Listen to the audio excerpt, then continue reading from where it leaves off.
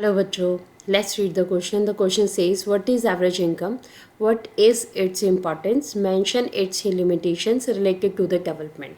देखिए क्वेश्चन में हमसे पूछा कि एवरेज इनकम क्या होती है, इसकी क्या इंपॉर्टेंस होती है और इसकी क्या लिमिटेशंस है. अगर हम डेवलपमेंट के रूप में बात करते हैं तो इसकी क्या लिमिटेशंस आती हैं, उसके बारे में हमें यहाँ पे डिस्कशन करनी है.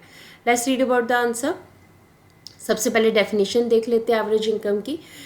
टू कंपेयर द स्टेट्स और the countries average income is use which is also known as per capita income. ठीक है, अगर हम इकोनॉमिक डेवलपमेंट की बात करते हैं तो स्टेट्स और कंट्रीज़ को कंपेयर करने के लिए हम एवरेज इनकम या पर कैपिटा इनकम को यूज़ करते हैं. अब ये किस तरह से जो है डाटा लिया जाता है, किस तरह से निकाली जाती है. तो नेशनल इनकम यानी कि जो टोटल इनकम है किसी भी स्टेट की या किसी भी हमारे पास जो है कंट्री की, उसको टोटल इनकम को लिया जाता है और उसको टोटल पॉपुलेशन के साथ डिवाइड कर लिया जाता है.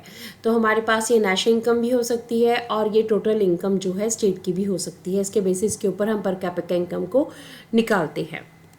अगर हम इम्पॉर्टेंस की बात करें एवरेज इनकम की, तो हमारे पास आता है कि it is use to measure the economic growth of a country and the living standard of its citizens. देखिए, हम एवरेज इनकम की अगर बात करते हैं तो एवरेज इनकम जो है यूज़ की जाती है इकोनॉमिक ग्रोथ किसी भी कंट्री की जो है मेजर करने के लिए, चेक करने के लिए, और लिविंग स्टैंडर्ड लोगों का जो वहाँ की सिटीजन्स है उसको चेक करने के लिए हम लोग एवरेज इनकम को यूज़ करते हैं. अब एवरेजेस जो हैं are use for better understanding. ठीक है, जो एवरेज इनकम है ये यूज़ की जाती है बेटर अंडरस्टैंडिंग के लिए, क्योंकि इससे अच्छी अंडरस्टैंडिंग आ जाती है, हमारे पास प्रॉपरली डाटा आ जाता है कि किस तरह से जो कोई कंट्री जो है वो डेवलप्ड है या डेवलपिंग कंट्री है. It is an important criteria because it tells us what an average person is likely to earn and also gives the idea about the rising standard of living.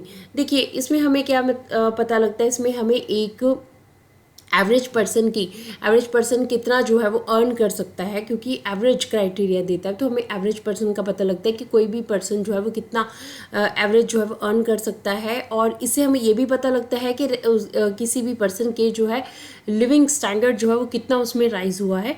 पर capita income इसका बहुत अच्छा description देती है. अगर हम limitations की बात करते हैं, लिमिटेशंस ऑफ एवरेज इनकम, सो हमारे पास लिमिटेशंस क्या आती हैं, इसमें क्या प्रॉब्लम्स आती हैं हमें. सबसे पहले तो आता है कि it hides the disparities, so the real situation of improvement is not reflected. देखिए, इसमें कुछ चीज़ें छुपाई जाती हैं जिससे क्या होता है कि रियल सिचुएशन का पता नहीं लगता और इम्प्रूवमेंट आप नहीं कर सकते हैं. फॉर एग्ज़ाम्पल, अगर हम यहाँ पर दो कंट्रीज़ की एग्ज़ाम्पल पढ़ें, दो कंट्रीज़ है यहाँ पर और ये हमारे पास यहाँ की पॉपुलेशन दी हुई गई है. मंथली इनकम जो है वो रुपीज़ में दी गई है. तो कंट्री ए का जो फर्स्ट सिटीज़न है वो मान लीजिए 9,500 अर्न कर रहा है. कंट्री बी का फर्स्ट सिटीज़न 500 अर्न कर रहा है. सेकेंड सिटीज़न जो है वो 10,500 अर्न कर रहा है और यहाँ पे सेकेंड सिटीज़न 500 ही अर्न कर रहा है. थर्ड पर्सन 9,800 और थर्ड पर्सन कंट्री बी का 500. फोर्थ पर्सन जो है वो कंट्री ए का 10,000 और बी कंट्री का 500. कंट्री ए का fifth person 10,200 and country B का जो फिफ्थ पर्सन है 48,000 अर्न कर रहा है. तो जब हम इसकी एवरेज निकालेंगे तो एवरेज क्या होगी इसका, जब हम टोटल करेंगे और उसको जो टोटल पॉपुलेशन यहाँ पे 5 दी गई उससे डिवाइड करेंगे तो हमारे पास एवरेज आ जाएगी. बट यहाँ पे अगर हम देखें तो यहाँ डिस्पैरिटी आ रही है. किस तरह से, अब ये जो 5 लोग यहाँ पे दी गए हैं तो इनकी जो अर्निंग है वो सेम नहीं है, वो अलग अलग है. बट जब क्राइटेरिया दिया जाएगा तो इसका जो टोटल आएगा, पूरा टोटल आएगा, इस इनकम को मेनली रखा जाएगा और डिवाइड उसी उतनी ही पॉपुलेशन से किया जाएगा. जबकि कंट्री ए में भी हमारे पास जो है अर्निंग काफ़ी जो है लोगों की अच्छी है, तो उनके साथ भी यही चीज़ होगी कि सबको जो है प्लस कर लिया जाएगा और उसके बाद उसको डिवाइड किया जाएगा 5 के साथ या जितने हमारे पास सिटीजन्स हैं. अब देखिए, यहाँ पे डिस्पैरिटीज़ को हाइड किया जाता है. अब हमें ये पता नहीं लगता है कि जो फर्स्ट पर्सन है कंट्री ए की अगर एग्जांपल लेते हैं तो फर्स्ट पर्सन है उसकी इनकम जो है बाकी सबसे काफ़ी कम है. बट जो क्राइटेरिया इन चारों के लिए होगा वही क्राइटेरिया जो है फर्स्ट के लिए होगा. तो इस तरह से यहाँ पर डिस्पैरिटीज़ जो है वो हाइड हो जाती हैं, जो डिफरेंस है वो हाइड हो जाते हैं, क्योंकि टोटल इनकम को ले लिया जाता है और उसको डिवाइड कर लिया जाता है. इसी तरह से यहाँ पे कंट्री बी में है, जो 4 सिटीजन है उनकी जो इनकम है वो 500 है, बट एक पर्सन जो है उसकी 48,000 है। तो यहाँ देखिए कितनी ज़्यादा डिस्पैरिटी है। बट जब भी स्टेप लिया जाएगा, जो इनकम आएगी, पर कैपिटा इनकम आएगी, वो सबके लिए एक जैसी होगी, क्योंकि एवरेज पर्सन दिखा रही होगी।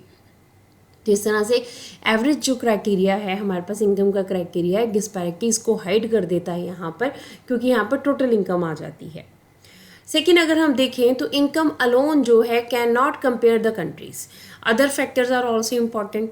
ठीक है, इनकम अकेला जो है एक अच्छा फैक्टर नहीं है कंट्रीज़ को कंपेयर करने के लिए, अदर फैक्टर्स भी इंपॉर्टेंट है, जैसे कि हेल्थ स्टेटस वहाँ के लोगों का, लिटरेसी रेट कितना है, विच present the actual condition of the state और कंट्री। ठीक है, जो कि एक्चुअल कंडीशन स्टेट या कंट्री की बताता है।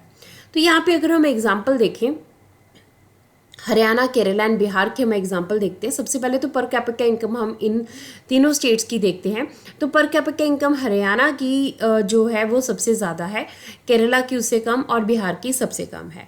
अब अगर इन्हीं स्टेट्स का इन्फेंट मॉर्टेलिटी रेट और लिटरेसी रेट देखें या नेट अटेंडेंस रेशियो देखें, तो हरियाणा में हमारे पास इन्फेंट मॉर्टेलिटी रेट जो है काफ़ी ज़्यादा है, लिटरेसी रेट जो है यहाँ पर 82% है और नेट अटेंडेंस रेशियो 61% है।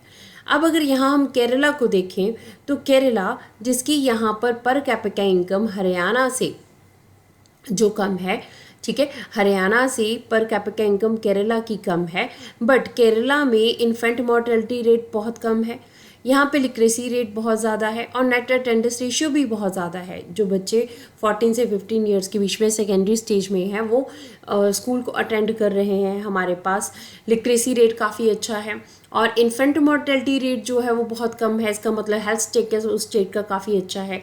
सो इस तरह से अगर हम देखें एवरेज इनकम के बेसिस के ऊपर देखें तो केरला पीछे है, बट अगर हम बाकी फैक्टर्स के ऊपर देखें तो केरला सबसे आगे है।